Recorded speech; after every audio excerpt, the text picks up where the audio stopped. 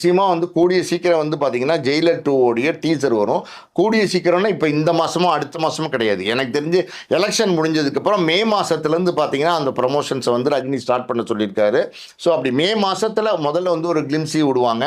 இம்மீடியட்டாக பார்த்தீங்கன்னா அந்த ரிலீஸ்க்கு ஒரு 15-20 நாளைக்கு முன்னாடி ஒரு ட்ரைலர் விடுவாங்க. எல்லாமே வேற மாதிரி இருக்க போகுது. அதாவது அந்த அந்த கதை வந்து ரொம்ப அழுத்தமாக வந்து நெல்சன் சொல்லியிருக்காரு. நெல்சன் வந்து இப்போ வந்து இந்த ரஜினி ப்ராஜெக்ட் ஜெயிலர் எப்படி வெற்றி கொடுத்தாரோ அதை விட பல மடங்கு இந்த வெற்றி கொடுக்கணும் அப்படிங்கிறதுனால எல்லா விஷயங்களையும் பார்த்து சொல்லிட்டு இருக்காரு, செஞ்சுட்டு இருக்காரு. இப்போ ஒன்றுமே இல்லைங்க, இந்த 174 ப்ரொமோ வந்துச்சு இல்லையா, ரஜினி கமல் ப்ரொமோ, அந்த ப்ரொமோவை பாருங்க பெரிய ரீச்சை கொடுத்துச்சு. ஏன்னா இந்த மாதிரி ரஜினி கமல் சேர போகிற படம், நீண்ட இடைவெளிக்கு அப்புறம் சேர போகிற படம், அதனுடைய ப்ரொமோ எப்படி இருக்கும் அப்படின்னு ஒரு பெரிய எக்ஸ்பெக்டேஷன் இருந்துச்சு. ஆனால் ஒரு கூலாக, அதாவது வந்து எங்கேயுமே வந்து கச்சாமுச்சான்னு இல்லாமல் ஒரு கூலாக எல்லாருக்கும் பிடிக்கிற மாதிரி, நம்ம எல்லாருக்கும் பிடிக்கிற மாதிரி ரொம்ப லைட்டர் வெயிட்ல அழகான ஒரு டார்க் காமெடி எல்லாம் மிக்ஸ் பண்ணி ஒரு அழகான ஒரு ப்ரொமோ கொடுத்தாரு பாருங்க. அந்த ப்ரொமோவே வந்து அந்த படம் எப்படிப்பட்ட படமா இருக்க போகுதுன்னு இப்போ ப்ரூவ் பண்ணிடுச்சு.